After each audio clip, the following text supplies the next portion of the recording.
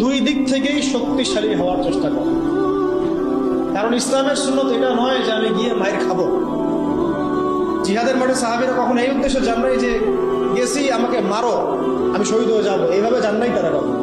বরং গিয়েছেন এই উদ্দেশ্যে যে আমি কাফেরের গর্দান উড়াই দিব।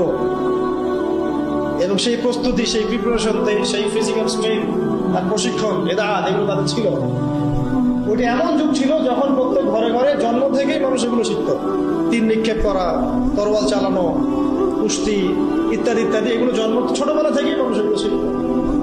এখন তো এটা মানে সব ঘরে ঘরে নাই, আলাদা করে আমরা প্রশাসনিক বাহিনী তৈরি করেছি। এটা হচ্ছে জনগণকে নিরস্ত্রীকরণ করে দেওয়ার একটা প্রক্রিয়া। কিন্তু যাদেরকে প্রশিক্ষিত করছি তারা আবার পশ্চিমাদের দাসত্ব করতেছে, ওদের সেবা দশায় বসে আছে। একটা জাতিসংঘের মিশনকে তারা মনে করতেছে জান্নাতের টিকিট পেয়ে গেছে, তাই না? একটা মিশনের জন্য আপনি কোনো কোনো ক্ষেত্রে মুজাহিদ ভাইয়ের মুখে গুলি চালাই দিচ্ছেন। আল্লাহ পাক আপনাদেরকে বোঝার তৌফিক দান করেন। এটাকে ইদাআত বলে, শরীয়তের ভাষায় কি বলে? ইদাআত মানে হচ্ছে মানে শারীরিক মানসিকভাবে শক্তিশালী হওয়ার চেষ্টা করা। অ্যাটলিস্ট আপনার ফিজিক্যাল এক্সারসাইজ গুলো করা, মার্শাল আর্টস শেখা, বা তারপরে সেলফ ডিফেন্স শেখা। এখন তো আর ওই পরিবেশ নাই যে সবাই ওইসব অস্ত্র চালানো শিখতে পারবে, এটা তো সবার ক্ষেত্রে প্রচেষ্টা হচ্ছে না। কিন্তু অ্যাটলিস্ট মেন্টালি এবং ফিজিক্যালি স্ট্রং থাকার চেষ্টা করি। কারণ এটা সুন্নত নয় যে আমি গিয়ে মায়ের খেয়ে চলে আসবো। সাহাবেরা এই উদ্দেশ্যে জিহাদের মাঠে যান নাই, বরং গিয়েছেন কোন উদ্দেশ্যে? যে আমি মারবো, যদি আল্লাহ পাক আমার ওখানে শাহাদাত লিখে রাখেন তাহলে সেখানে আমি শাহাদাত না। 313 জন নিয়ে যখন আমরা 1500 জনকে হারাচ্ছি, তার মানে কি বুঝতে পারতেছেন? তারা কি ফিজিক্যালি এবং সামরিক দিক থেকে দুর্বল ছিলেন? আলী রাদিয়াল্লাহু আনহু একাই তিনি 10-20 জনের জন্য যথেষ্ট ছিলেন।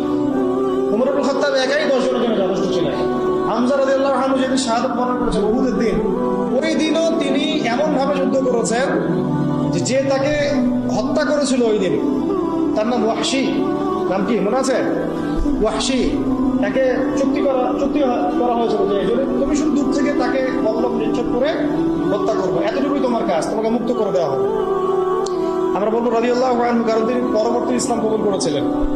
এবং এই ওয়াহশী রাদিয়াল্লাহু আনহুর হাতে আবার মুসাইলামা কাযযাব মারা গেছে। আরো অবদান এখানে, আল্লাহ পাক তাকে জীবনটা ঘুরাই দিয়েছে। আল্লাহ পাক তাকদীরের মালিক, দেখেন কিভাবে আল্লাহ পাক জীবন ঘুরায়। বলতে চাচ্ছি যে যেদিন হামজা রাদিয়াল্লাহু আনহুকে এইভাবে শাহাদাত বরণ করতে হয়েছে, শহীদ করা হয়েছে, ওই দিন ওয়াহশী নিজের মুখেই বলেছিল, সিরাতের মধ্যে আছে যে আমি অনেকবার চেষ্টা করছিলাম যে কোন দিক থেকে তাকে আক্রমণ করা যায়, কিন্তু তার সামনে যাওয়ার সাহস আমার হচ্ছিল না, কারণ সে সাদা জামা পরে উড়ন্ত বাজ পাখির মতো যুদ্ধ করতেছে, সামনে কেউ যেতে পারতেছে না। হামজা রাদিয়াল্লাহু আনহু এত বড় বীর ছিলেন। পরবর্তীতে তিনি বলেন যে আমি পাথরের আড়ালে লুকিয়েছিলাম, পিছন দিক থেকে আমি তাকে দূর থেকে বর্ষা নিক্ষেপ করেছিলাম, যেটা তার নাভির নিচ দিয়ে এদিক দিয়ে বের হয়ে গেছিল। বর্ষা ঢুকে যাওয়ার পরে ওয়াসি বলছেন, পরে তিনি ঘুরে আমাকে আক্রমণ করার জন্য চেষ্টা করছিলেন, কিন্তু তাকে সময় তার সাথ দেয়, সময় তাকে সাথ দেয়।